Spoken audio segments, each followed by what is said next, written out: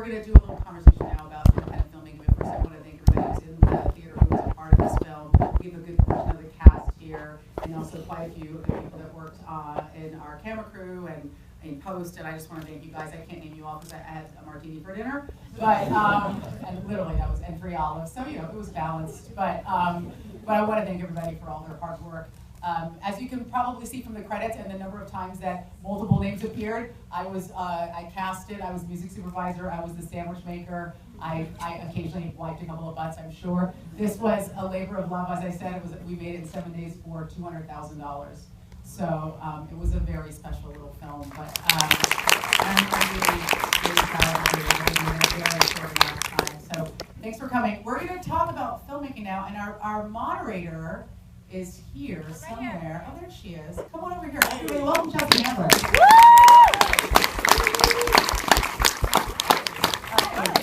I'm going to sit next to you. And then also in the house is a very extraordinary lady who's a good friend of mine, and the only woman in the world more potty mouth than I am, Chelsea, and that is the brilliant Amber Tamblyn, who's welcome her up here.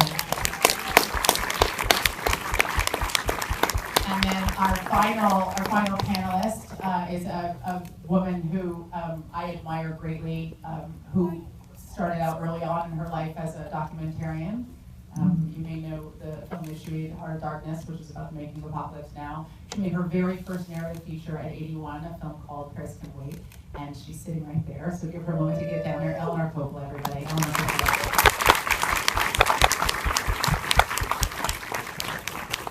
We're just very rudely watching you walk down here without assisting you in any way, Eleanor. Really terrible human being. Actually, I'm going to put you here, and I'm going to go from the end. Come sit over here. Hi. Hi. Give her a round of applause. Yeah. So thank you everybody for coming out tonight. Thanks for viewing the movie, and I had the pleasure of seeing all 3 movies this week. Eleanor's, Amber's, and Aisha's. And I guess what I want to say, instead of asking boring questions about what it's like to be a woman, is I know you've made documentaries before. So what was the impetus to make you kind of go for it? What is the impetus that makes you make your first film? Well, I'm not sure myself, except there's something that happens to you in your 70s that you kind of get fearless. Just kind of, you see the end in sight, you're not going to live here forever. And you just sort of say, why not go for it? What's the worst that could happen? It could be a failure and it's not going to ruin my career. It could be a success, it's not going to help me get started. I mean, it's just, it's kind of I don't know, I felt like I was in a free zone. And so every time everybody said no, it took me 6 years to raise the money. And every time people said no, I just kind of kept going. I don't know, that just kind of tenacious something came over me to do something really hard that I'd never done before at this point in my life. And did you feel compelled to write the story? Oh, thank you. That's water, by the way. Oh, yes, that's straight water. Did you feel compelled to tell the story? Because I know the story is a little bit, and you modeled it after your experience as the wife of a filmmaker. Did you feel compelled to tell that story about being married to a filmmaker? Not particularly, but I had this experience of taking a trip unexpectedly with a Frenchman from Cannes to Paris. And it was just, I don't know why, it really just sort of woke me up to the way I was living my life, with my cell phone and my calendar and my phone. I was just, we stopped everywhere to see something, go to a museum, smell the roses, have a nice long lunch, have a glass of wine. I kind of came home and a lot of funny things happened, and I was telling a woman friend, and she said, that's the movie I'd like to see. And I don't know, something just clicked, the light bulb went off, and I had, I've written a book that had come out recently around that time, and I needed to write, so I thought I would try it. So I got a program for my computer and started out. Okay, so and what about you, Amber? What was the impetus for you to write this feature film? And write it and direct it? It was totally accidental. I'm very pleased to hear that I can be fearless in my 70s. I'm really looking forward to that. because I am scared shitless. Eleanor, cover your ears. On the daily about making art and artistic ventures. So for me, I had read a book by Janet Fitch. It was the book she wrote after White Oleander called Painted Black. And I was just really taken with it. And I actually spent a good amount of time after I'd even written the screenplay arguing with different directors who were attached to direct it about the style of it. And everyone had sort of a different vision. The three people that were attached to it had different visions. And finally, it was actually a woman filmmaker who had been attached for like a year. And she's like, you know what, I think you're absolutely missing the point. And the point is you need to direct this. And of course, my very first instinct was just to go, oh, no, I don't know how to direct. I don't know how to do that. And she was like, you're wrong, and you need to try it, you need to do it. So it was just a total accidental experience, but then once I was there and doing it, it was one of the most extraordinary experiences of my life. And you can see that by watching that film, because her film has it's very distinctive stylistically. Like it feels like something different than what you normally see. And I did read that you were supposed to star in it also. So when did that rug get pulled out from under you? Probably when I gained about 60 pounds. When you decided to direct, Yeah, I was like, they were like, if you're your birth weight, you can star in this, but if you're not, then no. It actually really, like, the film only kind of worked if the protagonist was young, was in her early 20s. And I wrote it in my early 20s, and then, you know, it takes a long time to get a film made. It's fucking hard. And it took years and years to really get it to the place that it needed to be. And by that point, I was 30, I think. She was the hoary old age of 30, everyone. On her deathbed. It's done. I was done in this town. So that's why. So I gracefully was like, you can't be foolish. I know I have to face an 8-year-old. I have to mouth of a 9. That's rude. And Aisha, I know you've been working on, I know Aisha fairly well, and I know that you've been working on this for some time. So, how does one decide to put an entire feature film in a car? Right. You know, I've never seen anybody get that many phone calls. So, that was like my first fucking nightmare. I got that many phone calls when I was watching the film. It was interesting because I had I guess a similar but a different experience where I'd written a script years and years ago, right after I left Talk Soup, and had it set up with John Woo's company. And it was this kind of big, epic, kind of lethal weapon with 2 women, and we were talking to people about that movie, and everyone kept saying, the movie's so clear, you're so clear that you should direct it. And I was like, well, I know I can't direct that movie. I know no one's going to give me, the millions of dollars that I would need to direct this film, so I'm going to go away and figure out how to direct movies. And then I ended up directing 7 shorts, including some that had kind of big, sprawling crews, and some that were just me with a Canon 5D shooting, on my own. And then I had, it's called a midlife crisis. And I went to Ireland to shadow on a couple of shows, Vikings and Penny Dreadful, and while I was over there I met the actor that's in this film, and we talked about doing something together. We did a short film together in Ireland at the end of 2014. That was a really great experience, and then he's like, I've got this script that he'd been working on for a while.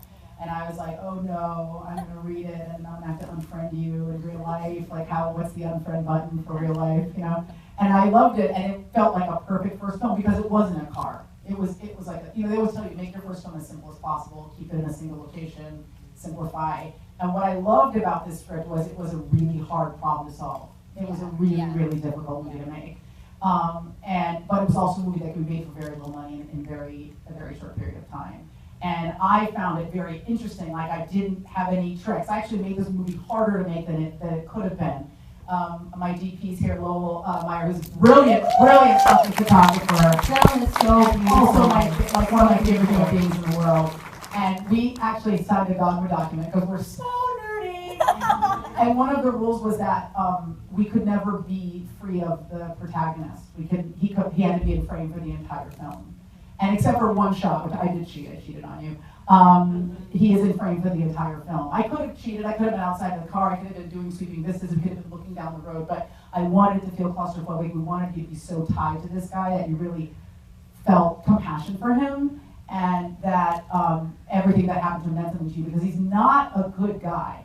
He's not a bad guy, but he's not a good guy, which is pretty much everybody on the planet. And so the idea of making a movie that was set entirely in a car was like really, really sexy to me, because I thought that's going to be hard and it's probably not going to go my way.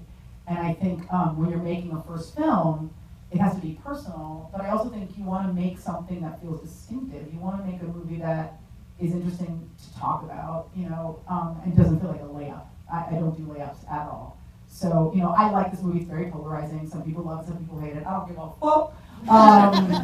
Because I would rather have people feel big feelings about it than have people go, and we've had these screenings where people have really different opinions about what happened inside that house, about the chronological relationship between the first Tristan and the second Tristan, and that's intentional. There's intentional ambiguity all the way through the movie, because I wanted it to be challenging for the audience as well, you know, and your movie's like that too.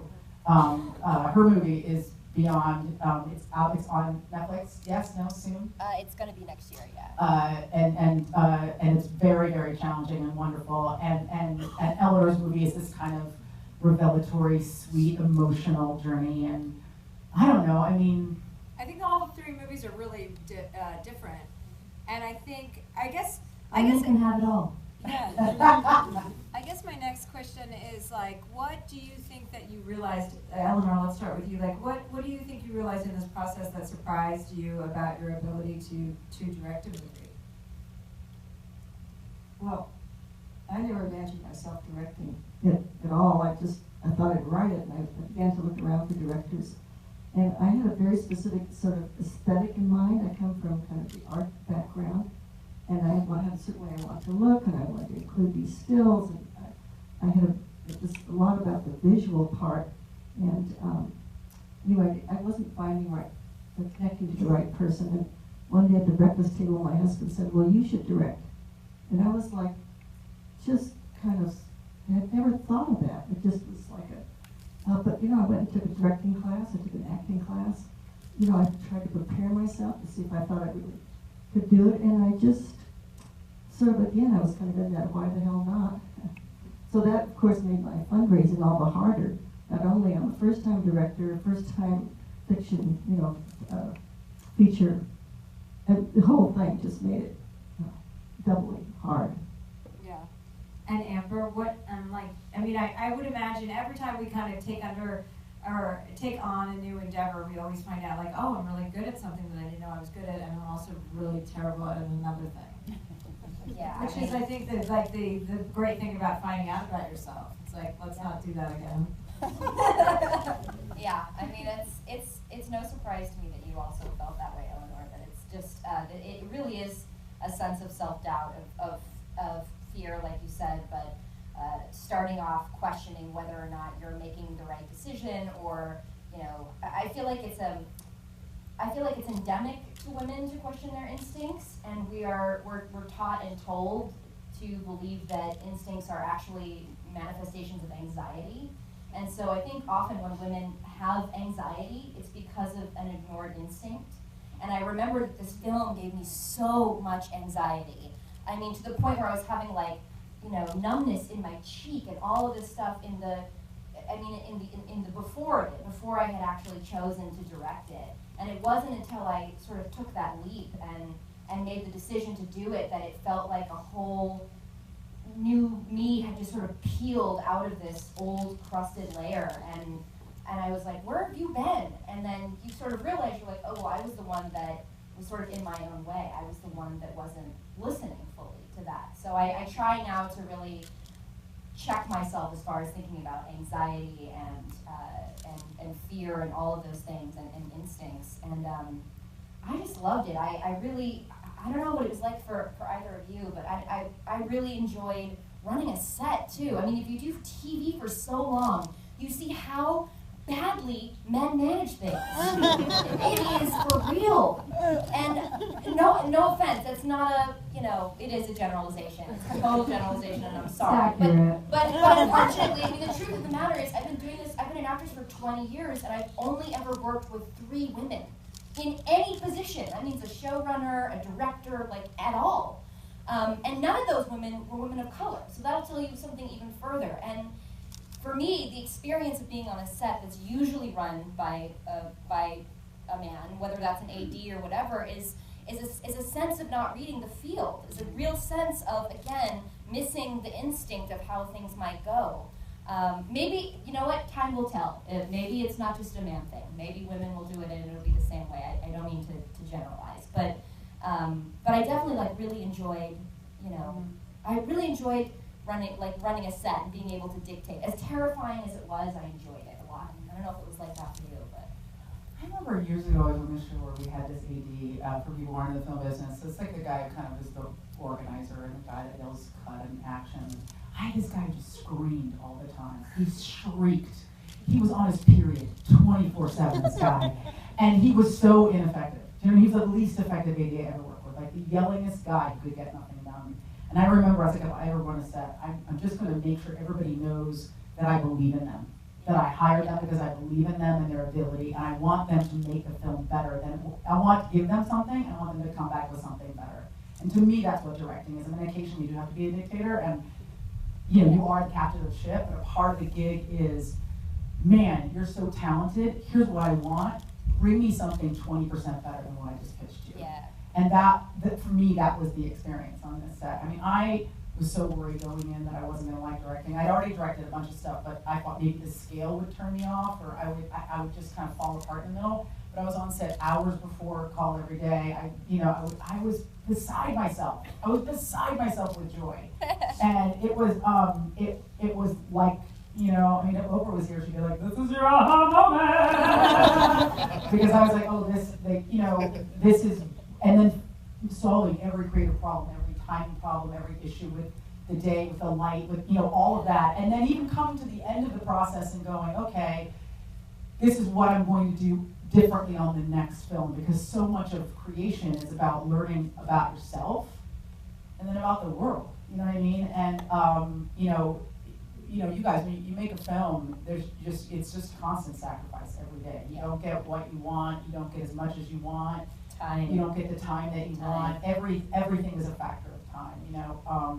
But what's also magical is when you get back and you open up the box and you're like, oh man, I didn't know there was a superpowered decoder ring in here. I don't even remember shooting this shit today. Magical things happen that I don't know. I mean, this experience on this film just changed everything for me. So, yeah.